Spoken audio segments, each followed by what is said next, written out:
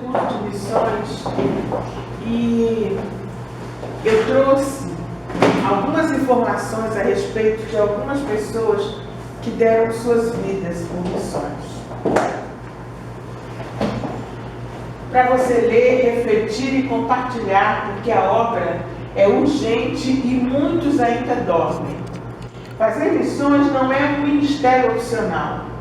Para os cristãos imperativos da igreja, porque as missões são um propósito da igreja.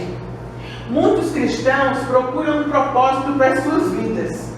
Jesus nos salvou, nos resgatou, para que falemos dele a outros. Isso é obra missionária. E esse é o propósito da sua vida e o propósito da igreja.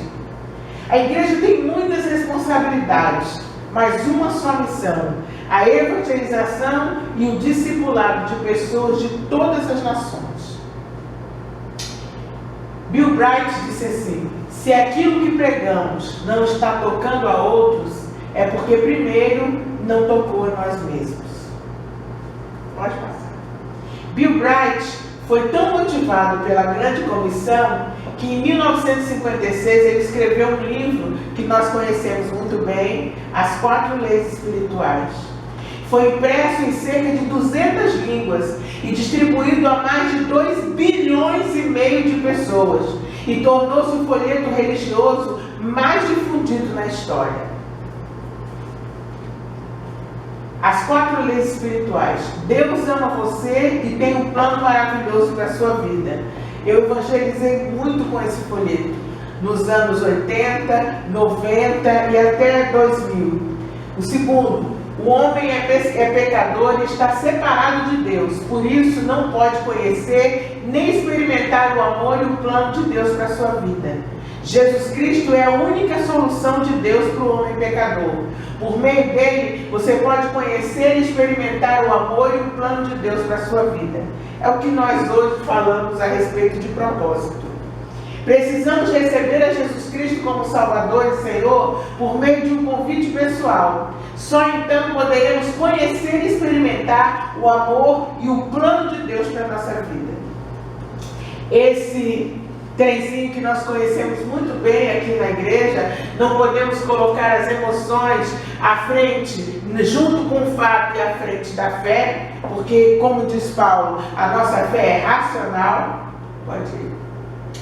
E esse aqui é um tirado de um folheto do filme Jesus, que está aqui no DVD, né? Eu vou falar sobre ele agora. Em 1979, Bill Bright encomendou o filme Jesus, que é um documentário de longa-metragem sobre a vida de Cristo.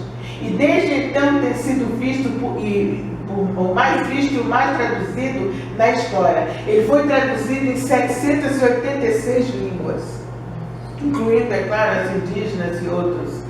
De 5 bilhões de pessoas, em 234 países, se tornou o filme mais visto e o mais amplamente traduzido na história. Foram 786 línguas. Eu mesmo passei esse filme em francês, em árabe, em espanhol e em português. Billy Graham disse sobre Bill Bright, aqui são os dois lá em cima: ele carregou um fardo em seu coração como poucos homens que eu já conheci, um fardo para a evangelização do mundo. O seu ministério é o que você faz para abençoar os outros. Essa frase é de Darlene Cunningham. Darlene Cunningham é mulher de Lauren Cunningham, que nós vamos conhecer agora. Darlene Cunningham é casada com Lauren Cunningham, fundador de Jovens com uma Missão, Jocum. Ela foi criada em 1960, que está sempre em expansão e já entrou em todas as nações da Terra. Foi com ele que eu tive o privilégio de viajar do sul da Espanha para o norte da África. E foi ele que me deu a orientação de voltar para o Brasil, porque Deus estava querendo me usar como advogada na obra dele. Então, Lauren Cunningham também é cofundador e presidente da Universidade das Nações, a Universidade Global da Jocum. Ele é muito conhecido por sua sabedoria e conhecimento, Loren Cunningham. Ele já visitou pessoalmente todas as nações independentes na face da Terra, todos os países dependentes e mais de 150 territórios e ilhas, tudo pregando o Evangelho. Isso lhe deu um preparo único quanto às estratégias de Deus para o evangelismo mundial. Ele fala publicamente em 40 países por ano, tanto para audiências pequenas de somente algumas pessoas, como para mais de 1 milhão de pessoas. Esse livro, Pode Falar, Senhor, Estou Ouvindo, ele conta como foi que surgiu o chamado dele, como foi que Deus falou com ele. Aconteceu um milagre na vida dele, e a partir dali Deus começou a falar com ele que ele deveria fundar a Jocum, Jovens com uma Missão. Loren é autor de 4 livros já traduzidos a aproximadamente 60 idiomas diferentes. Pode Falar, Senhor, que Estou Ouvindo, Aprenda a Vencer usando as táticas de Deus, Fé e Finanças no Reino de Deus e Por que Não Elas? Eu vou dar uma pausa na vida de Loren Cunningham, porque a vida de Loren Cunningham e de Kate Green vão se encontrar mais tarde. O mundo está dormindo na escuridão porque muitas igrejas estão dormindo na luz, disse Kate Green. Kate Green era um músico cristão para todas as gerações. Nunca um cantor desafiou tantas pessoas a se tornarem missionários e a viverem uma vida santa diante de Deus e do mundo. Kate Green é profeta e músico para desafiar aqueles que desejam fazer música para Deus nessa geração. Kate Gordon Green nasceu em 21 de outubro de 53, em Nova York. Ele começou a tocar piano com 5 anos de idade e começou a compor aos 8 anos. Ele compunha, interpretava e tocava piano, guitarra, contrabaixo e percussão. Seus talentos foram observados por grandes programas e jornais americanos à época. Ele é ali com 12 anos. Em fevereiro de 65, aos 12 anos de idade, já havia criado 40 canções originais. Lançou nesse ano seu primeiro disco, Cheese and Crackers, pela Decca Records, uma das maiores gravadoras do mundo, comprada depois pela Polygram e que tinha nomes como Louis Armstrong, Elvis Presley, Rolling Stone e George Harrison. Imaginem. Com o passar dos anos, a fama prematura do garoto Kate Green se dissolveu, como acontece com a maioria das crianças que são grandes talentos. Ele era filho de crentes. E surgiu uma confusão na cabeça desse menino. A família de Kate seguia um alto padrão moral e ele era um bom garoto. E ninguém sabe o que levou esse menino a fugir de casa em 2 ocasiões diferentes, uma aos 16 anos e outra aos 17 anos. Antes de se tornar um cristão, Kate tinha uma filosofia pessoal que misturava a visão judaica e a ciência cristã. Mas ele cresceu lendo o Novo Testamento, a vida inteira. Ele leu o Novo Testamento, mas até então era uma pessoa profundamente insatisfeita. Havia algo dentro dele, uma inquietação tão grande, um gênio.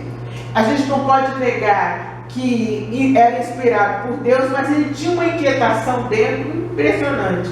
Seu estilo de vida artístico o levou às drogas. Em uma segunda fuga, já aos 17, de casa, ele mergulhou no LSD e numa busca profunda por um sentido para a vida dele. Em meados de 73, ele encontrou Melody. Ela também era artista, estava envolvida com drogas e já havia buscado a verdade no budismo e em muitos outros grupos religiosos. Eles se casaram em 1974. Eles ainda não aceitavam o fato de Jesus ser Deus. Além disso, continuavam a usar drogas ocasionalmente. Através de contatos com artistas cristãos, como Redstone Hill e Larry Norman, Kate e Melody começaram a conhecer alguns cristãos verdadeiros que passaram a ajudá-los na busca por Deus. É interessante essa frase aqui. Porque às vezes você passa a vida inteira tendo contato com cristãos que que só vão trazer mais confusão para a sua cabeça. E por causa dessa confusão que eles faziam, misturavam um monte de coisas, eles ainda não conheciam profundamente a Deus. Pode ir.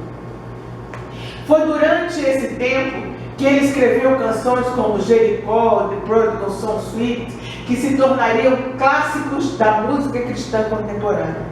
Em 75, após ouvir um sermão da igreja Vineyard, Kate e Melody decidiram entregar suas vidas totalmente a Jesus, aceitando-o como Senhor e Salvador e reconhecendo-o como o único e verdadeiro Deus.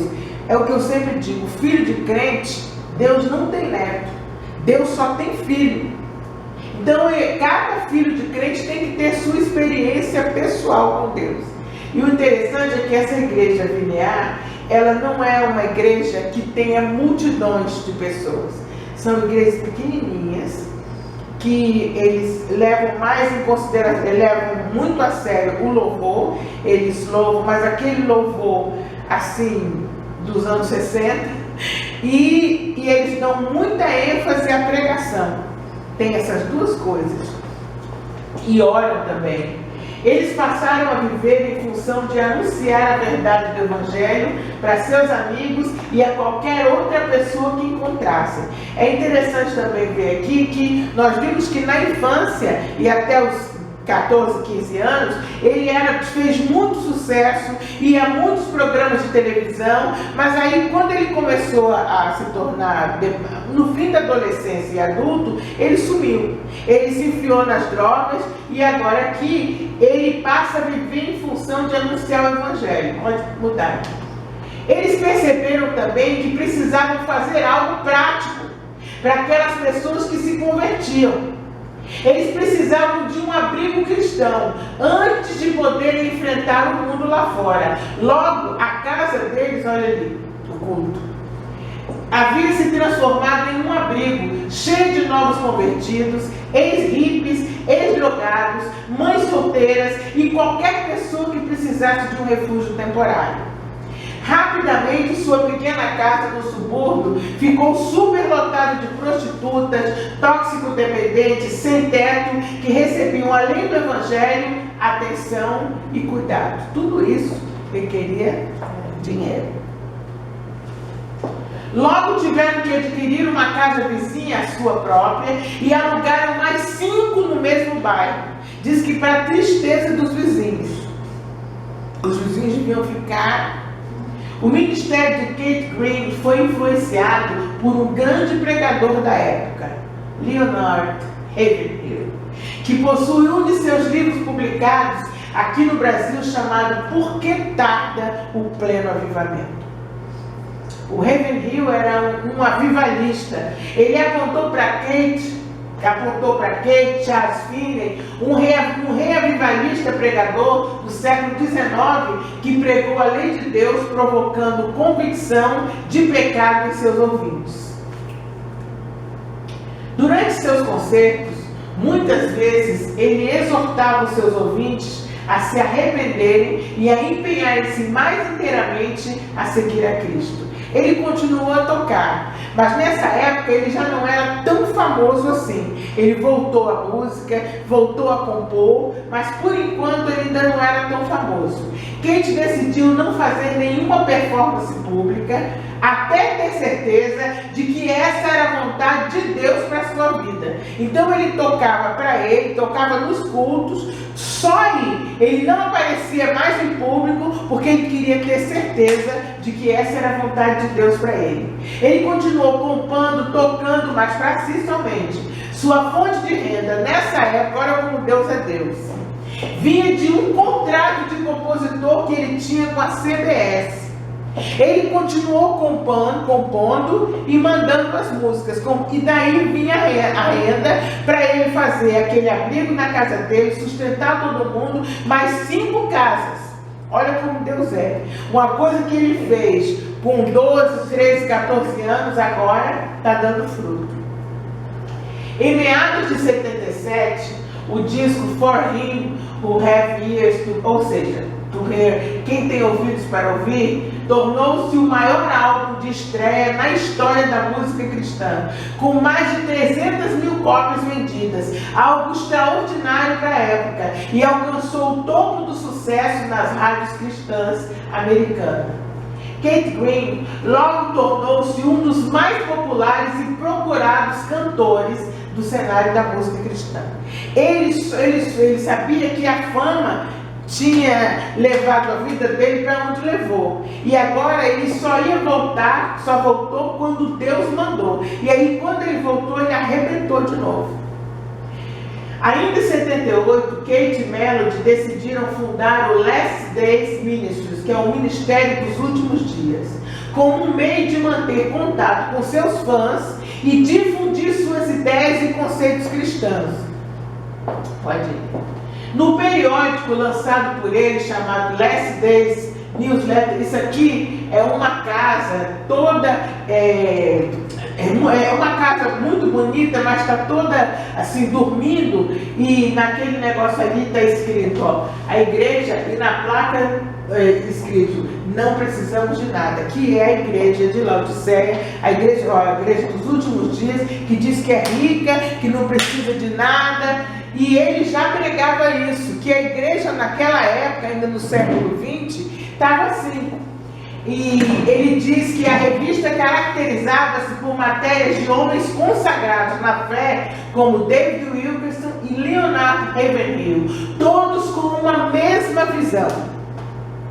Eu vou procurar para ver se eu acho uma revista dessa. A mensagem de Keith Green continuou sendo distribuída através de folhetos e livros, mesmo depois de sua morte. Pode ir. Em 79, depois de negociar o encerramento do seu contrato com a produtora dele, que a essa altura ele estourou de sucesso, Green sentiu-se direcionado por Deus a não cobrar mais dinheiro por suas apresentações e seus discos, e lançou a política do pague o que puder. Igualzinho, né? Povo de hoje, né? Que nem.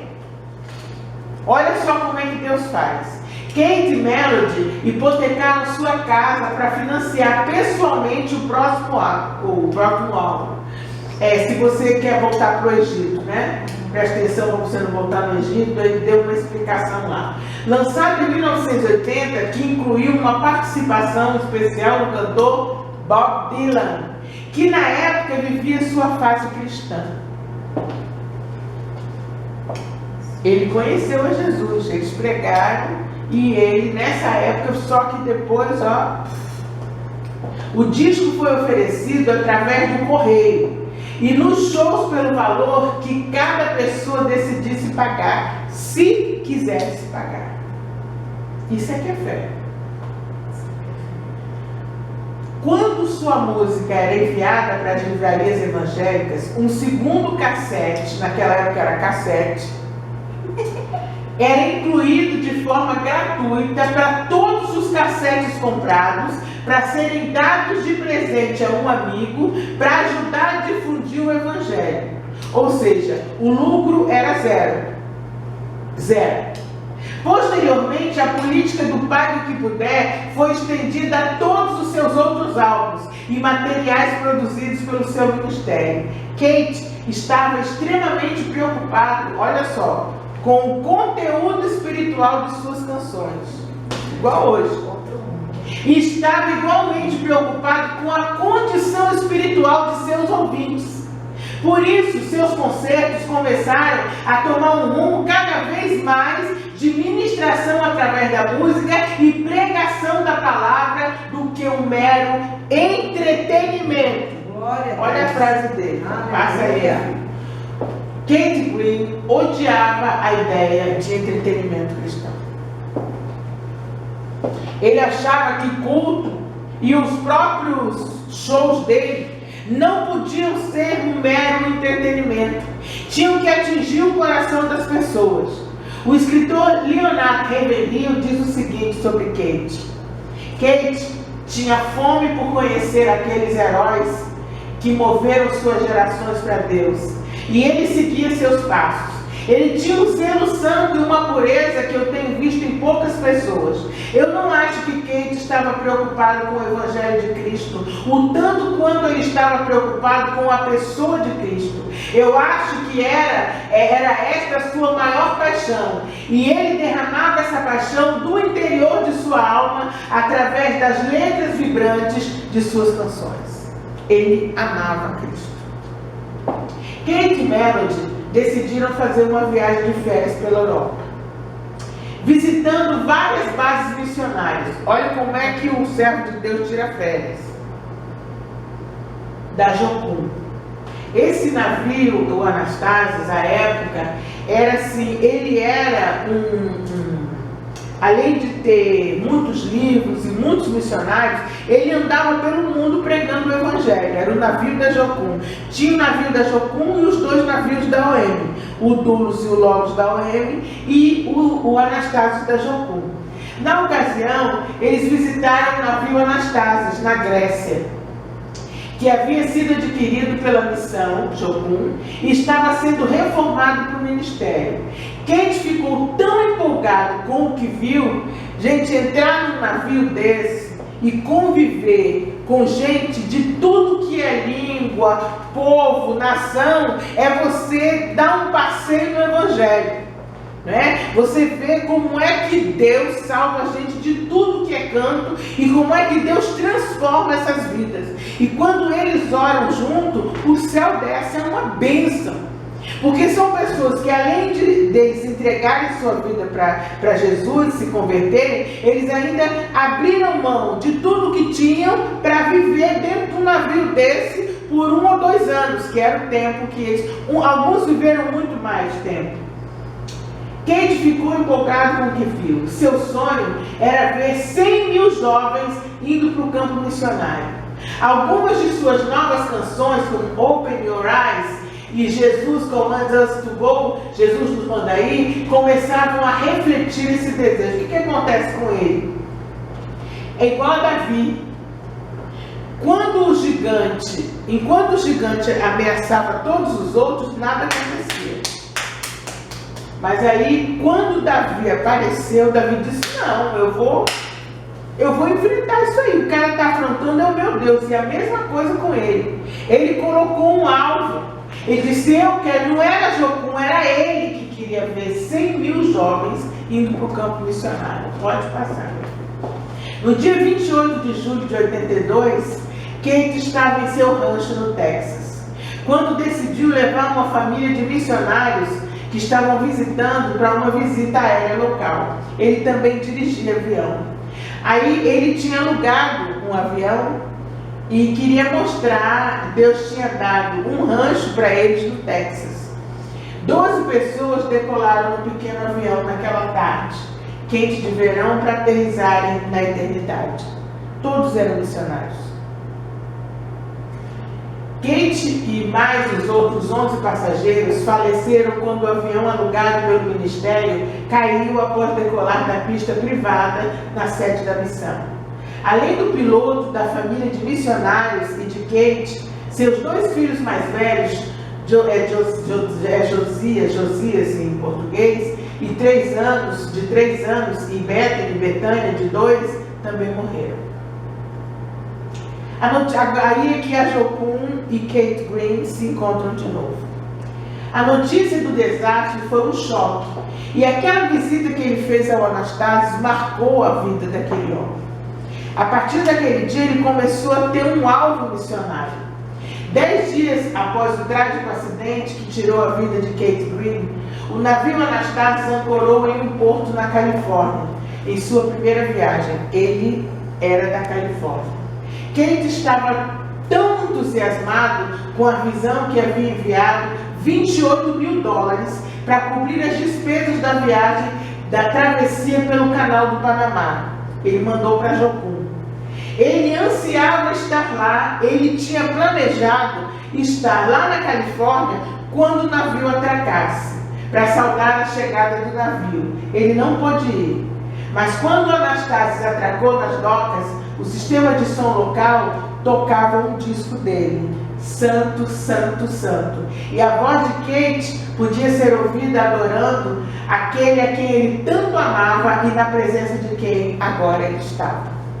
É uma história linda a do Kate Green. É uma história de amor com Deus impressionante. Pode passar.